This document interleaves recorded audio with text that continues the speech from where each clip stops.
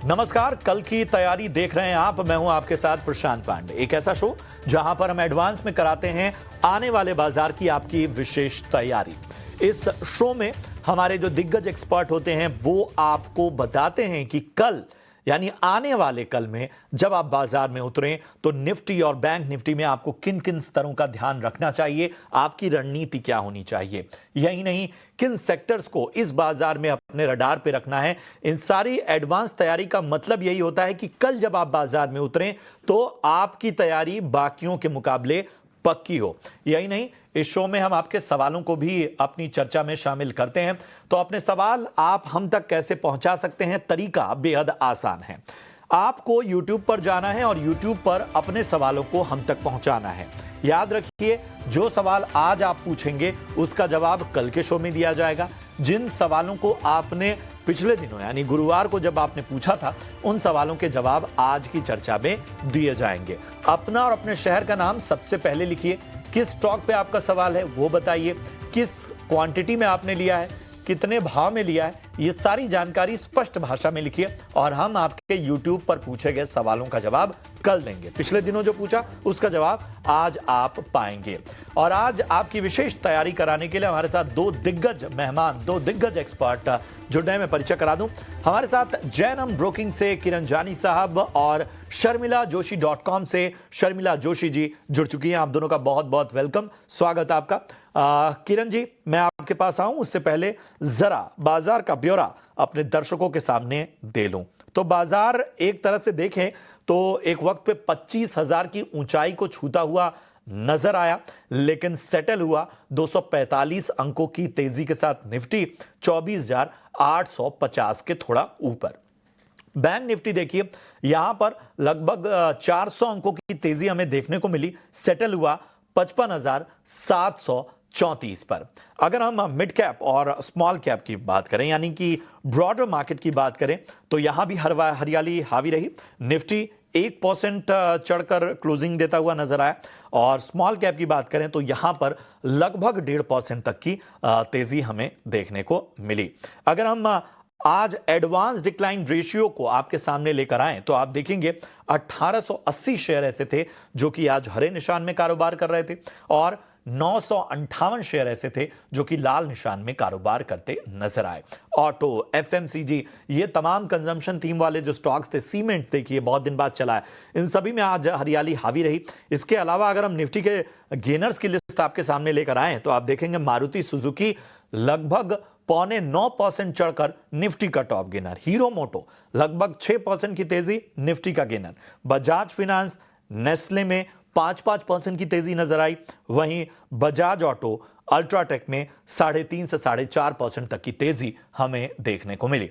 अगर हम लूजर्स की लिस्ट आपके सामने लेकर आए तो दबाव आईटीसी पर था और आप देखिए 1.25% ये गिरा और निफ्टी का टॉप लूजर बना। एलएनटी लगभग यहां पर भी 1% से ज्यादा की गिरावट रही। इटर्नल यानी जोमेटो में भी 1% से ज्यादा की मुनाफा वसूली नजर आई। टेक महिंद्रा, एनटीपीसी और इन्फोसिस, विप्रो जैसे स्टॉक्स में भी आज लगभग 1% तक की जो है वो गिरावट यानी दबाव देखने को मिला। तो ये पूरा ब्यौरा बाजार का हमने आपके सामने रखा। और सबसे पहले किरण जी, आप बताइए, बाजार ने मोमेंटम तो दे दिया लेकिन 25,000 की ऊंचाई से थोड़ा सा फिसला भी। जाहिर सी बात है, जो लोग थोड़ा निकलना चाह रहे थे, थोड़े हाथ जला बैठे थे, वो लोग निकल गए होंगे। लेकिन ओवरऑल बाजार का सेंटिमेंट आपको कैसा लग रहा है? अभी हमें ज़ेलेंस्की और ट्रंप की मुलाकात के आउटकम को भी कहीं ना कहीं निगाह में रखना होगा। Good afternoon everyone. So overall जैसे आपने बताया, नो डाउट जीएसटी की न्यूज से एक अच्छा खासा मार्केट को पुश मिल गया और जो एक ब्रेकआउट का इंतजार था या तो ब्रेकआउट लेवल के आसपास जो पिछले 3-4 दिन से मार्केट कंसोलिडेट हो रहा था, वहां पे एक एक्सेलरेशन आ गया। अब आप देखोगे तो निफ्टी में कहीं ना कहीं 24,400 24,500 एक क्लस्टर जो उसका अर्लियर का सपोर्ट था, वहीं से मार्केट ने वापस से एक बॉटम बना के 24,650-700 के बीच में रेजिस्टेंस फेस कर रहा था। नो डाउट वीकली एक्सपायरी के कारण अब जैसे वीकली एक्सपायरी खत्म हुई और इंडिपेंडेंस डे के ऊपर जो न्यूज आई उसकी वजह से मार्केट ने अपने रेजिस्टेंस को क्रॉस कर लिया जो शॉर्ट टर्म रेजिस्टेंस थे। लेकिन लॉन्ग टर्म रेजिस्टेंस लाइक 25,000 और 25,000 के ऊपर जिस तरह से कॉल राइटर्स है, कहीं ना कहीं अभी भी कॉशियस रहना चाहिए। हाँ, बट नो डाउट एक चीज बहुत पॉजिटिव हुई है कि मार्केट ने रेंज शिफ्ट कर ली है। पहले मार्केट की रेंज थी 24,400 से 24,600 की, जो आप 24,600 से 24,800 या तो फिर 25,000 तक की रेंज है। सो कोई भी गिरावट आती है मेरे हिसाब से इस गिरावट का अपॉर्चुनिटी उठाना चाहिए। बाय ऑन डिप्स की ही सलाह रहेगी। एक पोजिशनल स्टॉप लॉस 24,500 के नीचे का रखिए। 24,800 से 600 एक एक्यूमुलेशन जोन की तरह एक्ट करेगा। 24,500 का स्ट्रिक्ट स्टॉप लॉस, जब तक वो ब्रेक नहीं करता है तब तक आपको बाय ऑन डिप्स करना है। ऊपर में 25,000 का एक रेजिस्टेंस है, तो एक रेंज रहेगी 25,000 के आसपास आप प्रॉफिट बुक कीजिए। 24,600 के आसपास आप खरीदिए। जैसे ही 25,000 का लेवल क्रॉस होगा, which is likely to be happen after this week, next week में या तो मंथली एक्सपायरी के बाद हमें लग रहा है कि 25,000 क्रॉस होना चाहिए। और 25,000 क्रॉस होने पे 25,500 25,700 तक के लेवल्स हमें निफ्टी 50 में देखने को मिल सकते हैं। तो ओवरऑल चार्ट पैटर्न मेरे हिसाब से काफी इंप्रूवमेंट हुई है। तो बाय ऑन डिप्स की सलाह रहेगी, और जो एक शॉर्ट टर्म हमारा स्टॉप लॉस रहेगा वो 24,500 का रहेगा। बैंक निफ्टी भी सिमिलर पैटर्न है। 55,500 55,600 उसका स्ट्रेट रेजिस्टेंस था, जिसको आज गैप के साथ क्रॉस किया है। नो डाउट सेकंड हाफ में जो सेलिंग आई उसमें कहीं ना कहीं उसके ऊपर मार्केट ने क्लोजिंग दिया है। तो अभी भी बाय ऑन डिप्स की सलाह जारी रहेगी। 55,200 का स्टिक स्टॉप लॉस रखिए। अगर 55,200 ब्रेक नहीं होता है तो there are very good chances कि हम ऊपर में 56,500 तक की रैली देख सकते हैं। तो दोनों इंडाइसिस में बाय ऑन डिप्स की सलाह के साथ हम आगे बढ़ेंगे। दोनों ही इंडाइसेस में बाय ऑन डिप्स यानी गिरावट में खरीदारी की सलाह। अहम सपोर्ट लेवल आपको बता दिए गए आने वाले वक्त में 25,500 निफ्टी में और बैंक निफ्टी में 56,000 के ऊपर के लेवल आपको देखने को मिल सकते हैं। चलिए शर्मिला जी, हमें बताइए आज S&P ग्लोबल रेटिंग के अपडेट से बैंकिंग और एनबीएफसीज में भी चमक देखने को मिली। जीएसटी का इंपैक्ट हमें कंजम्पशन थीम, ऑटो और बाकी पॉकेट्स में भी नजर आया। हमने सीमेंट को भी थिरकते हुए देखा। ऐसे में मेरे ख्याल से बहुत सारे सेक्टर्स होंगे आपके रडार में जहां पर अब बेहतर माहौल हो सकता है। लॉन्ग टर्म बेट आप कहां पर नजर रखेंगी? आई थिंक ये जो सब न्यूज़ फ्लो है, जैसे कि आपने कहा कि हमारे लिए काफ़ी अच्छा था। और एक जो ओवरराइडिंग थीम जो सामने आ रही है वो है कंजम्पशन थीम, क्योंकि मुझे लगता है कि जिस तरह से चीज़ें हुई है, व्हाट विद द बजट, फिर जो इंटरेस्ट रेट कट्स आए हैं, that has also been front loaded in the system, और मॉनसून्स अच्छे हैं। आज तो जिस तरह की बारिश हो रही है वो तो सब देख ही रहे हैं। और उसके साथ-साथ दिस जीएसटी becoming easier, जो कंसोलिडेशन हुआ है इनटू ब्रैकेट्स एक्सेट्रा, इससे भी कंजम्पशन वाले थीम को काफी एक पुश मिल सकता है। सो आई थिंक वहां पर ही नजर रहेगी। और वो सब तरह का कंजम्पशन हो सकता है। It can be a direct FMCG stock, it can be something in the white good space, और it can be a stock like a Tata consumer. So it can be really trend, it can be anything. लेकिन मुझे लगता है कि उसी theme को आपको focus में रखना चाहिए और उसी थीम पर आपकी नजर होनी चाहिए। चलिए, तो कंजम्पशन थीम पर ज्यादा बेहतर नजर रखिए और यहां पर जो है वो मौके आपको देखने को मिलेंगे। चलिए, अब आपके सवालों को फटाफट से शामिल करते हैं जो पिछले दिनों आपने पूछे थे। पहला सवाल अरुण जी का है, हिमाचल प्रदेश से सवाल पूछा है इन्होंने। लॉरस लैब और रेलटेल, इन दो स्टॉक पर राय जाना चाहते हैं। किरण जी, लॉरस लैब में इनकी 865 की बाइंग है और रेलटेल में इन्होंने 471 की खरीदारी की हुई है। दोनों पर शॉर्ट टर्म और लॉन्ग टर्म दोनों नजरिया चाहते हैं।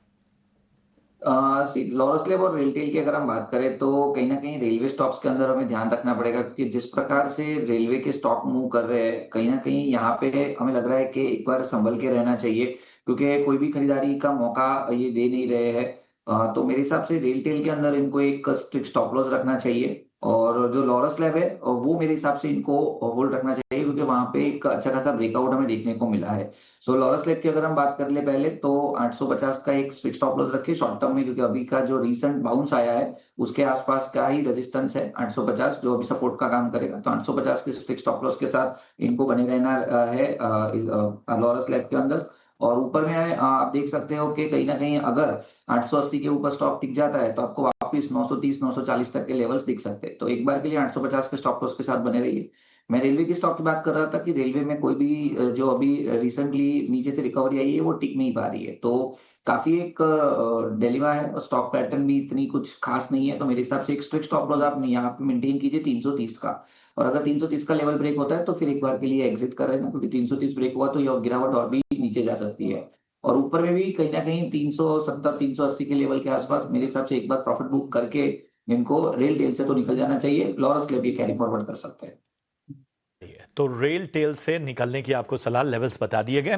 बढ़ते हैं आगे, अगले दर्शक का सवाल लेते हैं। रामराज यादव हैं रायबरेली उत्तर प्रदेश से, और इन्होंने वोडाफोन आइडिया लिया हुआ है। ₹6.5 की इनकी शर्मिला जी बाइंग है, और पूछ रहे हैं कि क्या करना चाहिए। और हम देख रहे हैं कि इनके भाव के आसपास ही है, लेकिन जाहिर सी बात है ऐसे स्टॉक्स में फंसे हुए बहुत सारे रिटेल इन्वेस्टर्स हैं। मुझे एक्चुअली ये स्टॉक जरा भी पसंद नहीं है। जब अच्छी खबर आती है तो भी मेरी राय यही रहती है, and the reason for that is simple. क्योंकि हाँ, काफी चीजें हुई है to get them out of the problem, लेकिन ये भूलना नहीं चाहिए कि अभी भी उनके ऊपर काफी बड़ा कर्ज है। और the sector to which they belong, जो टेलीकॉम का सेक्टर है, that is very capital intensive. और हम देख ही रहे हैं कि जिस तरह से बातें आती है कि टावर्स में इन्वेस्टमेंट हो रही है, 4G रोल आउट हो रहा है। So even if you have a business that is running, where is the money for the fresh investment going to come from? So मुझे सेक्टर बहुत पसंद है टेलीकॉम का। मुझे लगता है कि आपको अगर इसमें एक्सपोजर लेना है तो ऑफकोर्स भारती एयरटेल बहुत ऊपर चला गया है, but I would still say Bharti Airtel और रिलायंस, क्योंकि उनके पास रिलायंस जियो का एक टेलीकॉम पीस है। And overall I am not in favour of Vodafone as a stock, और जो ₹10 के नीचे स्टॉक्स होते हैं उनमें मैं बहुत ज्यादा राय देने में थोड़ा आई एम लिटिल वॉरी, क्योंकि वो किस तरह से स्विंग हो सकते हैं। I really can't tell from a fundamental perspective, so I would really just steer clear of Vodafone. चलिए, तो ये है राय आपको मिलती हुई। विकी थोराट का सवाल लेते हैं। किरण जी, कोचिन शिपयार्ड इनके पास है, और इनकी बाइंग प्राइस है 1765 फिलहाल नुकसान में है, क्या करना चाहिए?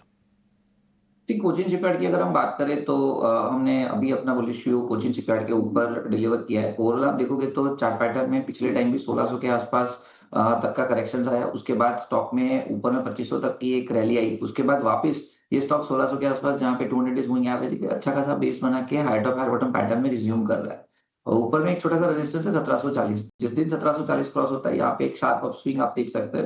तो ओवरऑल चार्ट पैटर्न मेरे हिसाब से तो बहुत स्ट्रॉन्ग है। फॉलिंग चैनल के साथ साथ एक इंट्राडे में असेंडिंग ट्रायंगल पैटर्न भी है, तो होल्ड रखना चाहिए।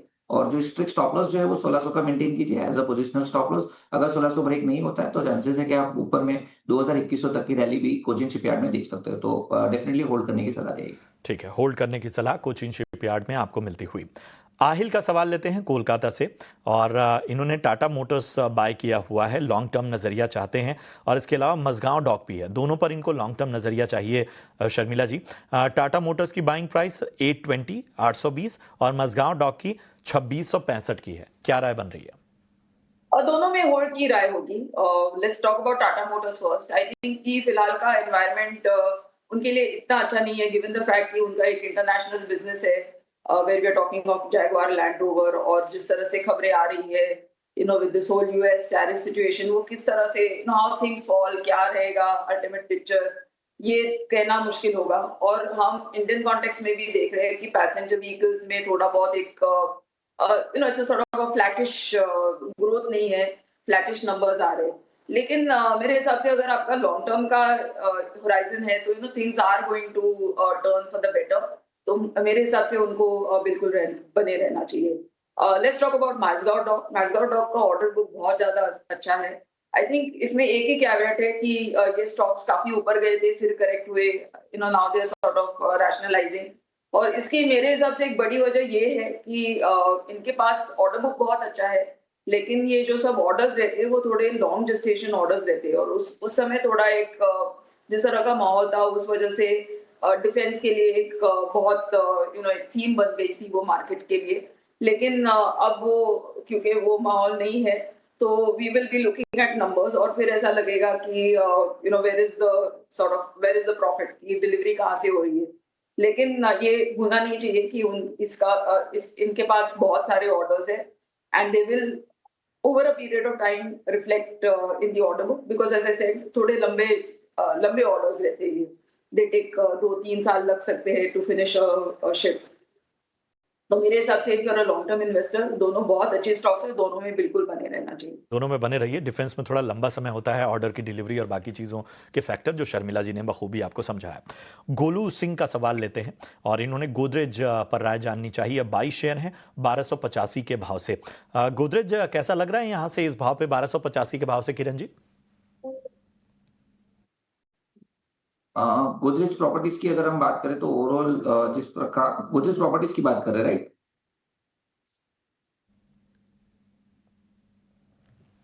अभी 1273 के भाव। सो गोदरेज इंडस्ट्री की अगर हम बात करें तो जिस प्रकार से ओवरऑल चार्ट पैटर्न है, स्टॉक एक बड़े से कंसोलिडेशन चार्ट पैटर्न के अंदर है। कहीं ना कहीं 1050 से 1100 1080 इसका एक स्ट्रॉन्ग सपोर्ट लेवल है। 200 दिन की मूविंग एवरेज भी है। चौथी बार हमने देखा कि पिछले वीक में वहां से रिबाउंस आया है और अब की बार जो रिबाउंस आया है विथ वॉल्यूम आया है, तो कहीं ना कहीं मेरे हिसाब से इनको होल्ड रखना चाहिए। एक पोजिशनल स्टॉप लॉस आप 1100 का मेंटेन कीजिए। अगर 1100 का लेवल ब्रेक नहीं होता है गोदरेज इंडस्ट्रीज के अंदर, तो देयर आर चांसेस के यहाँ पे ये आप स्विंग कंटिन्यू रह सकता है। तो एक स्ट्रॉन्ग सपोर्ट है 1180 का, वो स्टॉप लॉस के साथ आप होल्ड रखिए और ऊपर में 1400 तक के टारगेट आप गोदरेज इंडस्ट्री में देख सकते हैं। तो ये है राय आपको मिलती हुई गोदरेज इंडस्ट्रीज पर। तो इतने ही सवालों को हम शामिल कर पाएंगे, लेकिन आप अपने सवाल यूट्यूब पर कमेंट बॉक्स में पहुंचाइए। हम कल उन सवालों के जवाब देंगे। फिलहाल बढ़ेंगे वीआईपी शेयर्स की ओर।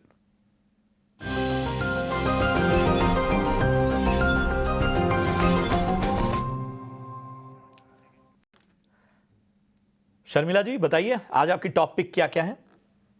I am going with hero Motors. जैसे कि सभी जानते होंगे, हमारे पास 3 बड़े लिस्टेड टू व्हीलर प्लेस है, Bajaj Auto, TVS Motors, Hero Motors. मेरे हिसाब से तीनों कंपनीज बहुत बेहतर है, लेकिन वैल्यूएशन पर्सपेक्टिव से at this point in time मुझे सबसे अच्छी हीरो मोटर्स लगती है। Overall there were some things that went wrong in Hero Motors, लेकिन अब धीरे धीरे things are coming back on track. और उसके साथ साथ आई थिंक तीनों कंपनीज के पास एक इलेक्ट्रिकल टू व्हीलर्स का प्ले बहुत काफी अच्छा है।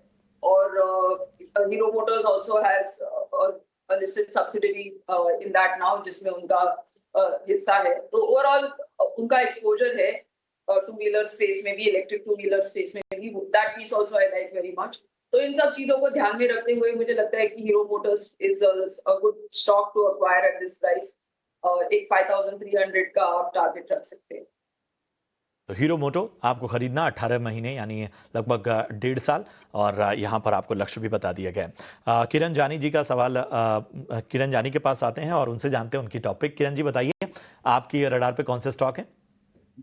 सो दो स्टॉक है, कहीं ना कहीं दोनों हैवी वेटेड शेयर या तो ब्लू चिप कंपनियों कर रहे हैं सजेस्ट, क्योंकि मार्केट में जिस तरह से पॉजिटिव न्यूज तो आई है, लेकिन अभी भी ग्लोबल अनसर्टेनिटी हेडविंग्स हमारे सर पे है। तो मुझे लग रहा है कि ब्लू चिप कंपनी के साथ जाना चाहिए। तो हमें पीएसयू बैंक में स्टेट बैंक काफी अच्छा लग रहा है, और कहीं ना कहीं बैंक निफ्टी हमें निफ्टी से ज्यादा उसका जो चार्ट पैटर्न है वो काफी स्ट्रॉन्ग लग रहा है। तो स्टेट बैंक के ऊपर हम लॉन्ग की सलाह देंगे। करंट मार्केट प्राइस से 825 के आसपास की क्लोजिंग है, अपने रेजिस्टेंस के आसपास ही क्लोज हुआ है स्टॉक। मोमेंटम इंडिकेटर भी बुलिश जोन के अंदर है। तो कहीं ना कहीं यहाँ पे एक बार के लिए हम अपस्विंग देख रहे हैं कि एक बेहतर तरीके से आ सकता है। तो एक 860 के टारगेट के लिए हम स्टेट बैंक बाई की सलाह देंगे। 1 से 2 दिन में ये टारगेट आ सकते हैं, and 815 as a stop loss हमें मेंटेन करना रहेगा स्टेट बैंक के अंदर। दूसरा जो कॉल है वो कहीं ना कहीं रिलायंस का रहेगा। रिलायंस का भी आप चार्ट पैटर्न देखोगे तो no doubt 100 days moving average के नीचे काउंटर सस्टेन है, लेकिन एक रिवर्सल कैंडलस्टिक्स पैटर्न हमें देखने को मिल रही है। स्ट्रॉन्ग सपोर्ट है 1370 1380 के आसपास की, और आज की क्लोजिंग भी आप देखोगे तो 84 के आसपास है। तो एक सपोर्ट के पास अवेलेबल है, रिस्क रिवॉर्ड रेशियो काफी फेवरेबल है। तो Reliance industry current market price से लॉन्ग करना चाहिए 1430 के टारगेट के लिए, एंड जो स्टॉप लॉस रहेगा वो 1364 का रहेगा। तो Reliance industry and state bank ये हमारी तरफ से बाय कॉल रहेंगे। ठीक है, तो रिलायंस इंडस्ट्रीज और एसबीआई यहाँ पर आपको नजर रखनी है। स्टॉप लॉस और टारगेट्स बता दिए गए। किरण जी शुक्रिया करेंगे। शर्मिला जी आपका भी बहुत बहुत धन्यवाद समय देने के लिए और तमाम दर्शकों के सवालों के जवाब देने के लिए। चलिए इसी के साथ कल की तैयारी में आज के लिए इतना ही, दीजिए इजाजत, लेकिन आप देखते रहिए ईटी नाउ स्वदेश। नमस्कार।